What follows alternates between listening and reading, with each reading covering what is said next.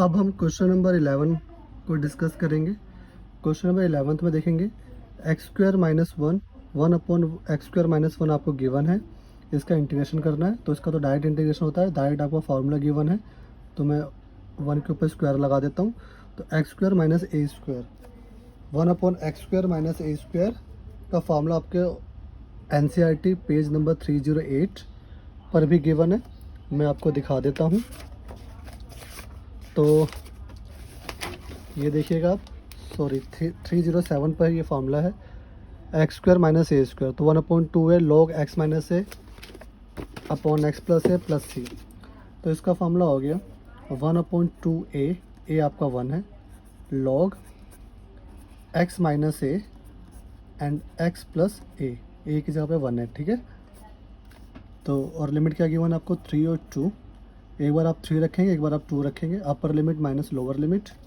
तो ये आपका हो गया 1/2 लॉग 3 रखेंगे, 3 माइनस 1 2 हो जाएगा, और 3 प्लस 1 4 हो जाएगा, ठीक है ना। फिर माइनस में क्या करेंगे आप 1/2 लॉग 2 माइनस 1 1 ये 3, ठीक है ना। तो 1/2 कॉमन है और ये 1/2 हो गया, कैंसिल करा तो आपको, तो ये लो हो गया log 1/2 माइनस में log 1/3। तो log a minus log b क्या होता है 1/2 log a/b होता है, ठीक है। अब ये ऊपर जाकर रेसिप्रोकल हो जाएगा, तो ये आपका हो जाएगा 1/2 log 1/2 इंटू में 3/1। तो इसका आंसर आ गया आपका 1/2 log 3/2, ये आपका आंसर आ गया, ठीक है। ये आपका क्वेश्चन नंबर कौन सा था, 11 था। क्वेश्चन नंबर 12 देख लेते हैं। अब हम क्वेश्चन नंबर 12 को डिस्कस करेंगे। क्वेश्चन नंबर 12 है आपका 0 से π/2 cos स्क्वायर एक्स डी। इस cos स्क्वायर एक्स को हम थोड़ा सिंप्लीफाई वे में लिख लेंगे ताकि आप डायरेक्ट इंटीग्रेशन कर पाएँ। तो आपने क्लास 11 में एक फार्मूला देखा होगा cos 2x का, वो फार्मूला होता है 2 cos स्क्वायर एक्स माइनस 1। यहाँ से हम cos स्क्वायर एक्स की वैल्यू निकाल लेंगे, तो ये हो जाएगा cos 2x plus 1/2 is equal to में cos स्क्वायर एक्स, ठीक है ना। तो यही जो cos स्क्वायर एक्स पे हम यहाँ पे यही वैल्यू रखेंगे। तो 0 से π/2 cos 2x प्लस 1 अपॉन 2, ये 1/2 बाहर आ गया, ये हो गया आपका 0 से π/2 और ये हो गया आपका cos 2x प्लस 1। अब आप इंटीग्रेशन कर देंगे, तो जब आप इंटीग्रेशन करेंगे तो ये हो जाएगा आपका cos 2x का क्या हो जाएगा sin 2x, cos x का इंटीग्रेशन sin x होता है, और x की जगह किसने लिया 2x ने, तो 2x का डिफ्रेंशिएट करके आप नीचे कर देंगे, प्लस 1 का क्या हो गया x, ठीक है। और लिमिट लगा दी मैंने 0 से π/2, ठीक है। अब मैंने क्या कर रहा हूँ upper limit minus lower limit कर रहा हूँ, तो 1/2, तो ये हो गया आपका sin 2 इंटू में π/2 अपॉन 2 प्लस में π/2 माइनस में sin 2 इंटू में 0/2 प्लस में 0, ठीक है। तो यहाँ 2 से 2 कैंसिल हो गया, तो ये क्या बचा 1/2 sin π/2 प्लस में π/2 माइनस में sin 0 और /2। तो अब आप क्या करेंगे sin पाई की वैल्यू डालेंगे, ठीक है ना ऊपर। तो sin पाई कितना होता है, sin पाई 0 होता है, ध्यान रखिएगा। तो 1/2 sin पाई हो गया 0/2 प्लस में π/2, और sin 0 की जो वैल्यू होती है वो भी 0 होती है, तो ये भी क्या हो गया 0/2, ठीक है। अब हमने क्या करना है, तो ये 0/2 0 हो गया, 0 हो गया, तो π/2 बचा अंदर, तो ये हो गया π/2। तो ये आपका आंसर आ गया π/4। अब हम क्वेश्चन नंबर 13 को डिस्कस कर रहे हैं। क्वेश्चन नंबर 13 में देखेंगे आप सब्स्टिट्यूशन मेथड अप्लाई हो रहा है। अगर इस पूरे टर्म को अगर हम टी ऐड कर लेंगे तो क्वेश्चन थोड़ा जो है इजी बन जाएगा। तो देखिए मैंने टी ऐड कर लिया, एक्स स्क्वायर प्लस 1 को डिफ्रेंशिएट किया, तो ये 2x हो गया और ये 0 हो गया, और dx की वैल्यू निकाली, तो ये dt/2x आया, ठीक है ना। अब हमने क्या करा, x की जगह पर x रखा, इसकी जगह पर t रखा, और dx की जगह पर हमने क्या रखा dt/2x। अब एक बात ध्यान से सुनना मेरी, ये जो लिमिट दे रखी है ना, ये x के लिए है। अब क्वेश्चन हमारा t में हो गया है, क्योंकि x से x कैंसिल हो गया, क्वेश्चन हमारा t में हो गया, तो अभी हम लिमिट नहीं लिखेंगे। तो हमने क्या कर लिया, 1/t और dt। अब 1/t क्या होता है, 1/t होता है आपका log t, ठीक है ना। अब log t, अब t की ओरिजिनल वैल्यू डाल दो, log x² + 1। अब आप फिर से जो है अपनी वापस लिमिट लगा देना 2 से 3, ठीक है ना। यहाँ लिमिट मत लगाना, वरना एग्जामिनर आपके मार्क्स काट लेगा, क्योंकि जो ये लिमिट जो दे रखी है वो x के लिए है। क्वेश्चन हमने t में कन्वर्ट कर रखा है, तो तब तक आप लिमिट नहीं लगाएंगे। t के बाद जब आप t की ओरिजिनल वैल्यू x² + 1 डाल देंगे, उसके बाद आप लिमिट फिर से अप्लाई कर देंगे, ठीक है ना। अब क्या हुआ, इंटीग्रेशन हो गया, इंटीग्रेशन के बाद हमने लिमिट लगा दी, तो upper limit minus lower limit आप कर देना। तो ये आपका हो गया log 3 का स्क्वायर + 1 माइनस में log 2 का स्क्वायर प्लस का 1, ठीक है ना। Upper limit minus lower limit कर दिया, तो ये हो जाएगा आपका log 10 माइनस में ये आपका हो गया log 5। तो log a minus log b क्या होता है, वो होता है आपका log a/b। तो 10/5 हो गया, तो ये कैंसिल हो गया, ठीक है ना। ये आपका कैंसिल हो गया, तो ये 2 हो गया। और एक बात ध्यान रखना, नीचे 2 था ना, ये 2 जो है वो बाहर आ गया, 1/2 यहाँ भी कर लेना, 1/2 1/2, ठीक है ना, 1/2। ये मैंने लिखना भूल गया 1/2, तो ये आपका आ गया 1/2 log 2 आंसर हो गया आपका, ठीक है ना। 1/2 log 2 आंसर हो गया। ये नीचे 2 था ना, ये नीचे 2 था, कांस्टेंट है, इसलिए इसको हमने बाहर कर लिया, ठीक है। तो ये आपका क्वेश्चन नंबर 13 हो गया। क्वेश्चन नंबर 14 देखते हैं। क्वेश्चन नंबर 14 देखिएगा आप। क्वेश्चन नंबर 14 है आपका 0 से 1 2x + 3 5x² + 1 dx, ठीक है ना। अब आपको क्या करना है, ये जो वैल्यू है वो इसके साथ भी है, इसके साथ भी है, तो थोड़ा ब्रेक करके लिख लेना है। तो ये आपका हो गया 2x 5x² + 1 प्लस में 3, ये हो गया आपका 5x² + 1, ठीक है। अब आपको क्या करना है, इसमें तो यहाँ तो इसको टी लेट कर लेना, ठीक है ना। यहाँ तो आप सब्स्टिट्यूशन अप्लाई कर देना। तो देखो मैं थोड़ा ना इसको अलग अलग कर लेता हूँ। तो मैंने कर लिया 0 से 1 2x 5x² + 1 प्लस में 0 से 1 3 5x² + 1, ठीक है। यहाँ तो मैंने इसको टी लेट कर लिया कि t = 5x² + 1, तो dt/dx मेरे पास आ गया 10x, 1 का 0 हो गया। और अगर मैं dx की वैल्यू निकालूं तो वो हो जाएगा dt/10x, ठीक है ना। तो मैंने क्या करा, यहाँ पे 2x, यहाँ पे t लेट करा और dx की वैल्यू डाली मैंने dt/10x। फिर से वही बात बता रहा हूँ मैं आपको, जब क्वेश्चन t के रिस्पेक्ट में हो जाएगा तब आप लिमिट नहीं लगाएंगे। तो x से x कैंसिल हो गया, 2 × 1 = 2, 2 × 5 = 10, और ये 5 जो है बाहर आ गया, कांस्टेंट है, तो 1/5 1/t dt हो गया। प्लस में इधर देखिएगा, ये 3 बाहर आ गया, अंदर बचा आपका 0 से 1 एंड 1/5x² + 1 dx। अब आपको क्या करना है, ठीक है ना। यहाँ पर जो है 5 जो है आप कॉमन ले सकते हैं। तो यहाँ से अगर मैं 5 कॉमन लेता हूँ, ठीक है, तो ये आपका बन जाएगा 5 मैंने कॉमन लिया, तो ये आपका बन गया x² प्लस में 1/5, ठीक है। अब ये 5 भी जो है 5 जो है हम बाहर कर लेंगे, तो ये हो जाएगा आपका 1/5।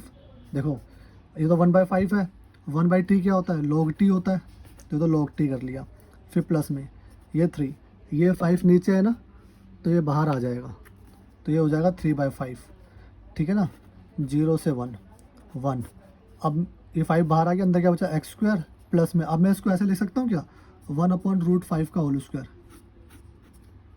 ठीक है ना। 5 को मैं √5 तो लिख सकता हूँ ना, तो मैंने ऐसा कर लिया। ऐसा क्यों किया, ताकि x² + a² का फॉर्मूला बन जाए। तो x² + a² का फॉर्मूला देखो क्या होता है, ये रहा 1/a tan inverse x/a + c, ठीक है ना। अब ध्यान से देखना, 1/5 log, यहाँ तो मैंने t की ओरिजिनल वैल्यू डाल दी। t की ओरिजिनल वैल्यू थी क्या, 5x² + 1, ठीक है। प्लस में 3/5, और ये हो गया आपका 1/x² प्लस a² का अभी मैंने आपको फॉर्मूला दिखाया था ना, क्या होता है 1/a tan इनवर्स, तो 1/a, a कितना था आपका 1/√5 tan इनवर्स x/a 1/√5, ठीक है ना। अब देखो ये जो था क्वेश्चन को अब मैंने x में कर दिया, x में कन्वर्ट कर दिया, t की वैल्यू डाल दी तो मैंने x में वापस आ गया क्वेश्चन। अब मैं इसके अंदर जो है लिमिट फिर से अप्लाई कर देता हूँ। लिमिट क्या थी मेरे 0 से 1। जब तक क्वेश्चन t में रहेगा तब तक आप लिमिट नहीं शो करेंगे, t के बाद जब क्वेश्चन आपका फिर से x में हो जाएगा तब आप लिमिट शो कर देंगे, ठीक है ना। इस पर भी आप लिमिट लगा देना 0 से 1, ठीक है। तो अब आप चाहो तो थोड़ा सिंप्लीफाई करके सॉल्व कर सकते हो। पहले ये पार्ट सॉल्व कर लो, फिर उसके बाद ये पार्ट सॉल्व कर लो, और फिर उसके बाद जो है आप ऐड कर देना। लेकिन मैं आपको डायरेक्ट करके दिखा रहा हूँ, तो ध्यान से देखिएगा। तो पहले मैंने 1 रखा, फिर मैं 0 रखूँगा, तो ये आपका हो गया 1/5 लॉग, ठीक है, 5 इंटू 1 का स्क्वायर प्लस 1, ठीक है ना। अपर लिमिट माइनस में लोअर लिमिट, ठीक है ना। तो ये हो जाएगा लॉग 5 इंटू में 0 का स्क्वायर प्लस 1, ठीक है, ये हो गया। तो ये तो 1/5 को तो मैंने बाहर कर लिया और सिर्फ मैंने इस पर लगा दिया, एक्स वाली टर्म पे लगाते हैं ना, तो log upper limit minus lower limit, फिर प्लस 3/5। अब यहाँ देखिएगा आप, इसको तो आप पहले सिंप्लीफाई करके लिख लो। तो ये हो जाएगा आपका 1/1, तो ये आपका √5 हो गया, ठीक है ना। ये आपका क्या हो गया √5 हो गया। और ये हो गया आपका tan इनवर्स, ठीक है ना। ये हो गया आपका x/1, तो ये हो जाएगा आपका √5x, ठीक है। और ये हो गया 0 से 1। अभी मैंने यहाँ पे लिमिट नहीं लगाई, अब लगा दूंगा, पहले इसको थोड़ा मैंने सिंप्लीफाई कर लिया। तो ये आपका हो गया, ध्यान से देखिएगा, 1/5 लॉग, ये हो गया आपका 5 और 1 6, माइनस में लॉग, ये हो गया 0 और ये हो गया 1, लॉग 1 हो गया, प्लस में 3/5। अब मैं यहाँ लिख रहा हूँ अपर माइनस लोअर, तो √5 tan इनवर्स √5 इंटू 1, ठीक है, फिर माइनस में √5 tan इनवर्स √5 इंटू में 0। आई होप यहाँ तक आपको कोई दिक्कत नहीं है। अब इसके बाद आप बिल्कुल ध्यान से देखेंगे, ये हो गया आपका 1/5 log 6, ठीक है। और ये क्या हो गया, ये तो log 1 क्या होता है, log 1 तो 0 होता है बेटा, तो इसके जगह मैंने क्या लिख दिया 0, ठीक है। अब इसके बाद क्या हुआ आपका, यहाँ मैं अंदर से मल्टीप्लाई कर देता हूँ, ठीक है ना। तो या तो आप √5 ना कॉमन ले लो, तो प्लस में क्या हो गया 3√5/5, अंदर क्या बचा tan इनवर्स √5 माइनस में tan इनवर्स 0, ठीक है ना। ये बचा आपका। आई होप यहाँ तक आपको कोई दिक्कत नहीं होगी। तो देखो tan 0 की वैल्यू तो 0 होती है, तो tan इनवर्स 0 की वैल्यू भी क्या होगी 0 ही होगी, ठीक है ना। तो ये हो गया, देखो ध्यान से, 1/5 log 6। अब देखो ना, √5 से 5 कैंसिल होगा तो √5 बचेगा बस, ठीक है ना।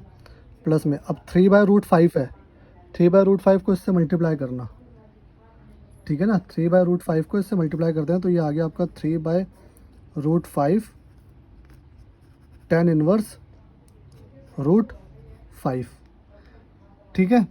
ये हो गया, और ये तो 0 हो गया, तो इसको तो आप छोड़ ही देना आप यहाँ पर ही, ठीक है ना। आपको ये बात समझ में आ गई। तो ये आपका जो है आंसर हो गया, ये तो 0 हो गया ना। तो अब हमने कर लिया क्वेश्चन नंबर 14। अब हम मूव करते हैं क्वेश्चन नंबर, अब हम क्वेश्चन नंबर 15 को सॉल्व करेंगे। क्वेश्चन नंबर 15 है x इंटू में e⁻x²। इसको आप product rule means by part की हेल्प से भी सॉल्व कर सकते हैं। अगर आप बाय पार्ट की हेल्प से सॉल्व करते हैं तो आइलेट के रूल के अकॉर्डिंग अलजेब्रा जो है वो फर्स्ट नंबर पे आता है और एक्सपोनेंशियल टर्म सेकंड नंबर पर आती है। लेकिन हम जो है बाय पार्ट अप्लाई नहीं करेंगे, क्योंकि अगर मैं इसमें सब्सटीट्यूशन अप्लाई करता हूँ, अगर मैं एक्स स्क्वायर को टी लेट करता हूँ, तो ये क्वेश्चन जो है वो और अच्छे से ईजी वे में जो है वो सॉल्व हो जाएगा। तो मैंने क्या कर दिया, मैंने लेट कर लिया, क्या लेट कर लिया कि टी को मैंने एक्स स्क्वायर लेट कर लिया।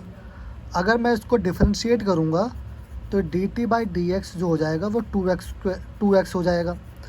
और अगर मैं डी एक्स की वैल्यू निकालूंगा तो वो निकलेगी डी टी अपॉन में 2x। अब मैं क्या कर रहा हूँ, मैं यहाँ जो है जो मैंने चीज़ लेट करी ना, जो ये मैंने चीज़ लेट करी, अब वो मैं जो है यहाँ पे पुट कर रहा हूँ। तो आप बिल्कुल ध्यान से देखेंगे। तो ये हो गया आपका x, ये हो गया e, ये हो गया आपका t, और dx की जगह मैंने क्या लेट किया था, सॉरी dx की जगह क्या वैल्यू निकली थी आपकी dt अपॉन 2x। अब आप देखेंगे x से x कैंसिल हो गया। और आपने एक चीज़ और नोटिस की होगी कि मैंने है ना यहाँ पर लिमिट नहीं रखी। क्यों नहीं रखी? जो ये लिमिट थी ना, ये लिमिट x के रिस्पेक्ट में है, ये लिमिट x के लिए है।